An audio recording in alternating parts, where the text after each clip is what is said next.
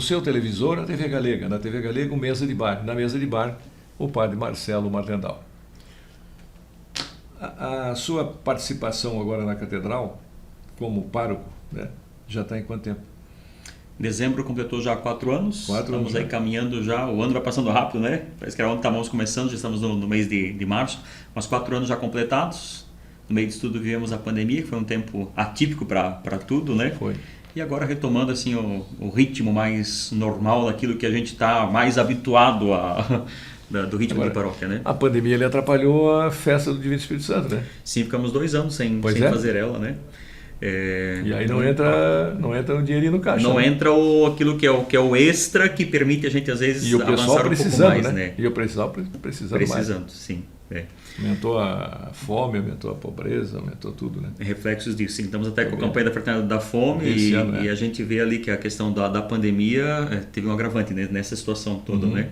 Mas atrapalhou que, assim, enfim, todos os setores foi a pandemia, acho que não teve quem não teve de alguma forma afetado por ela, né? Mas desde a questão da suspensão das missas presenciais e o povo não poder vir e todas as atividades pastorais que a gente tem do ritmo ao longo do ano, catequese refletiu, porque daí ficou aquele ano não conseguimos acolher aquela turma que tiveram que ficar paradas. Esse ano a gente conseguiu novamente voltar a um ritmo normal, a gente tem uma média de 300 novos catequizandos por ano, iniciam aqui na catedral. E naquele ano depois, ano passado no caso, a gente conseguiu abrir só 60 vagas. Imagina. Por causa de aquela turma que estava, não concluiu, teve que ficar, não tem catequista, a gente tem essas limitações também todas, Sim. né? Então foi agora como que a gente vai conseguindo voltar ali, mas impactou e financeiramente também, foi um tempo difícil, né? Difícil, A festa sempre, a gente tem aquele por dia a dia, com as entradas que a gente tem, dos dízimos, ofertas, aluguéis. Mas aquilo que é o mais que a gente precisa estar fazendo também, a gente ali na catedral... A sua paróquia ainda tem alguns imóveis que rendem algum fruto, pelo menos isso, né? E o dízimo, o pessoal paga religiosamente ou... Tem crescido, felizmente, assim. A gente tem, na verdade, é um dos trabalhos que a gente, assim, de uma forma discreta, assim, mas vai fazendo também. A gente fez um trabalho um pouco, e então na catedral a gente percebe que tem aumentado essa questão. Tem aquelas pessoas que, com fidelidade, mensalmente fazem. Tem quem ainda faz aquela contribuição anual, mas é o seu dízimo também, né? Mas enfim, a comunidade em si se mantém nisso, seria o seu dízimo, das ofertas, e aqui como colocou, temos essa questão de ter o patrimônio de aluguéis que ajuda, porque tem um custo para manter. O senhor tem noção de quantos fiéis tem na sua paróquia? Porque a gente não tem um registro de domicílio, né? E eu acho que o centro parece que vai diminuindo a quantidade de pessoas que moram no centro, não sei. Pode colocar um número assim com exatidão, a gente não consegue ter, né? Se a gente fosse levar por base de dizimistas, vamos por assim, a gente tem assim, cadastrado, a gente tem um número altíssimo, mas que são assim dentro do ano, assim, que com uma regularidade, assim, 1.000 famílias, assim, a gente tem assim, estou falando aqui de número de dízimo, né? Só que isso não reflete a nossa realidade aqui, porque o centro, como colocou, se a gente for olhar assim, no primeiro tempo, acho que não tem tantos moradores, mas ao mesmo tempo no entorno, e a catedral é uma referência para a cidade, né? A gente me lembra que houve uma época, logo que eu vim para o Blumenau, que os empresários da Rua 15, né, eram os ricos da cidade, eram os comerciantes. Sim. Né? Então a Casa Birgo, o Sr. Arno Birgo eram que ajudavam muito a igreja, que era católico, né? Tinha outros que vê que o nosso querido padre Brás, Frei Brás Reuter. Frei Brás conseguiu construir essa catedral ali num período assim rápido, né? Sim. Enquanto o Dom Gregório lá em Joinville, que era bispo, levou quase 20 anos para fazer aquela catedral, aqui o nosso aqui foi tanto que ele foi perseguido até o Frei Brás, né? Visitei lá na Alemanha, ele disse, ele me perseguiu. Eu fui obrigado a sair dos franciscanos, foi para outra lá para São Paulo, que foi, né? E depois voltou para a Alemanha. O Bavaluf, ele que contou, né? Que o Gregório perseguia. Que o padre é padre, mas é humano também, né? Sim. O cara faz o troço, chega lá, faz passar vergonha, agora eu vou fazer a minha catedral aqui no termino, já fez com torre, com não sei o quê. Olha só, o Frei Brás foi ousado para o seu tempo, né? Outra vez também o Frei Brás passou trabalho. Vieram uns missionários pregar missões, né? E no último dia, malditos casamentos mistos. Porque Blumenau é quase só. Só tem luterano com católico com luterano e tal, e vão para a igreja, aqui ou lá. Sim. E ainda, além disso, ainda resolveu meter o porrete na maçonaria. Né? E aí tinha os evangélicos, que eram casados, agora é luterano, tem pela evangélica, antigamente era evangélico, agora evangélico mudou de lado, mudou de confissão. Outras vertentes.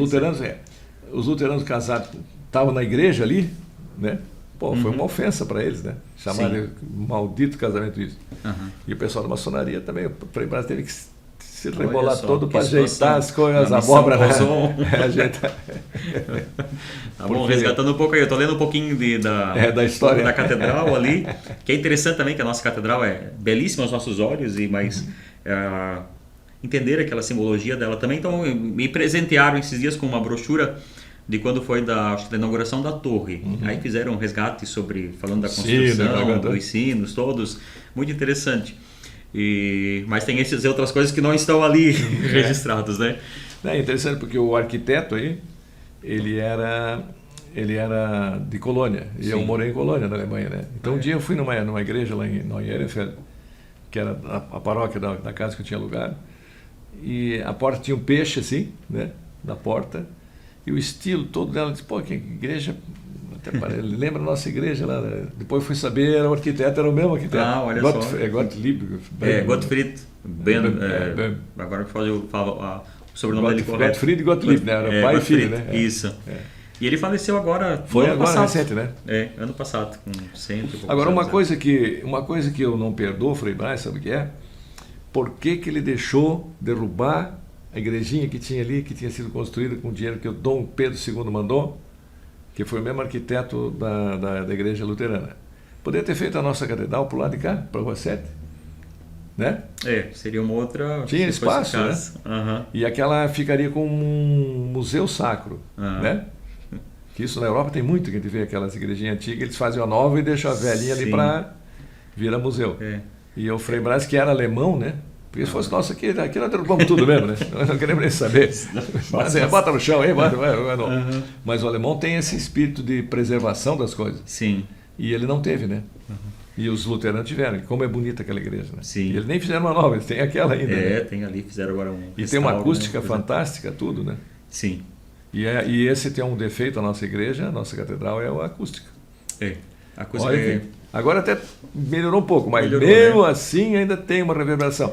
E olha que já foi gasto dinheiro ali, né? Sim, o sistema de som que tem ali em si é um dos melhores, assim, Bose, né? Quando foi colocado. Mas tem essa questão de... Enfim, a estrutura já de pedra, acho que reflete ali também. Sim. E a gente percebe, pedra, até mesmo essa questão climática, um dia que o tempo tá bom, tá ensolarado, ele fica mais nítido do que daqueles dias que tá assim, meio chuvoso, ou que tá aqueles abafados, assim, é interessante, interfere. Mas tem todo o material ali também.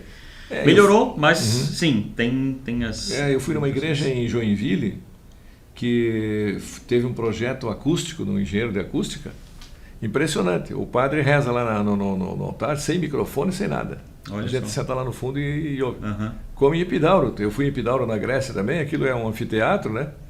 Aberto, assim, tudo aberto. Sim. Se eu vai lá no palco lá e solta uma moeda, tlim, lá em cima, na última degrau da escadaria, o senhor escuta o tilintar da moedinha do coisa. Olha só.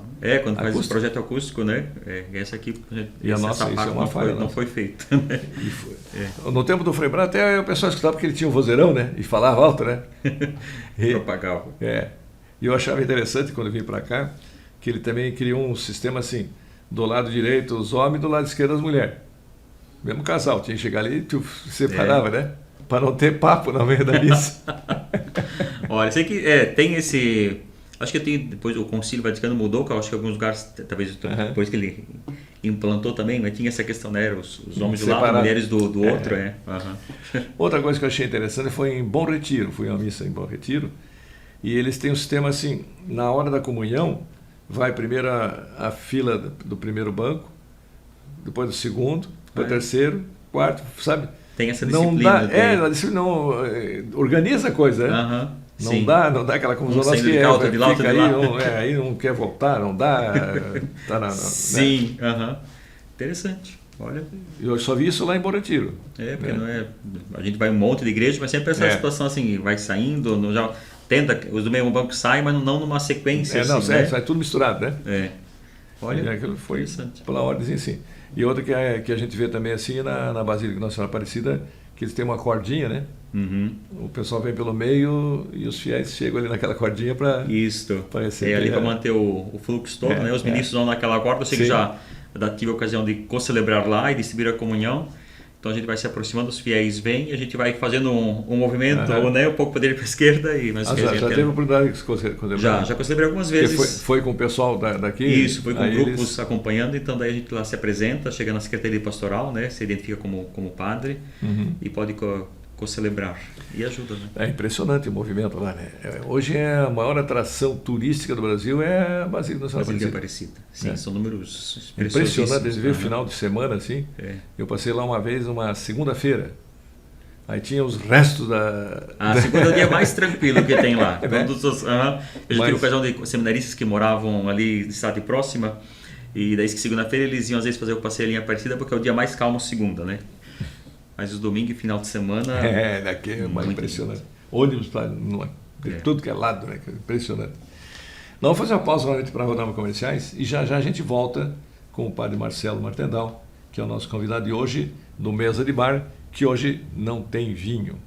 Hoje é dia de jejum e abstinência. Estamos aí. Os nossos comerciais.